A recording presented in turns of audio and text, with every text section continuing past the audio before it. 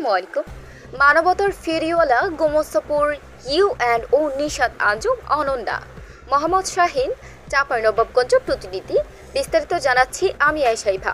চাঁপাইনবাবগঞ্জ জেলার গোমস্তাপুর উপজেলা বোয়ালিয়া ইউনিয়নের ২ নং ওয়ার্ড কাঞ্চরতলা গ্রামের সুমা খাতুন গত ১৬ এপ্রিল ২০২৫ রাজশাহী মেডিকেল কলেজ হাসপাতালে যমজ ৩টি ফুটফুটে সন্তানের জন্ম দেন।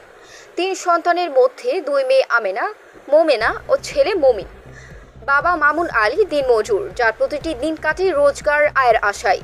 মা সুমা খাতুন একজন গৃহিণী। অভাব অনটনের মাঝে যমজ ৩টি সন্তানের জন্ম নিয়ে বেশ দুশ্চিন্তায় দিন কাটছিল মামুন আসমার দম্পতির।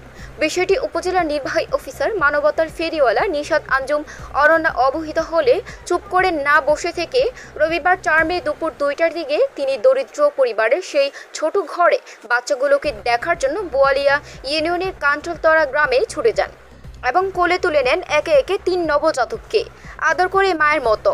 বাচ্চাগুলোকে দেখা ভালো করার জন্য এই দম্পতিকে বেশ কিছু কোটার দুধ, ফিটার, বাচ্চাদের পোশাক ও তৈলে দিয়ে আসেন। একজন সরকারি কর্মকর্তার এমন মানবিক ও মাতৃসুলভ আচরণ দেখে এলাকার জনসাধারণের মাঝে বেশ চাঞ্চল্যের সৃষ্টি হচ্ছে। চেতনার আলো জ্বালানো ইউএনও এ যে প্রকৃত অর্থের মানবতার ফেরিওয়ালা। ইতিমধ্যে এমন মানবিক ইউএনও নিশাত আঞ্জুম অরণ্যার বদলির আদেশে এলাকায় জনসাধারণের মাঝে বেশ হতাশার সৃষ্টি হচ্ছে। এ বিষয়ে উপজেলা নির্বাহী অফিসার নিশাত আঞ্জুম অরণ্যাকে প্রশ্ন করা হলে তিনি জানান, মানবিক কারণে উপজেলা প্রশাসনের পক্ষ থেকে যমজ শিশুগুলোকে সহযোগিতা করা হয়েছে।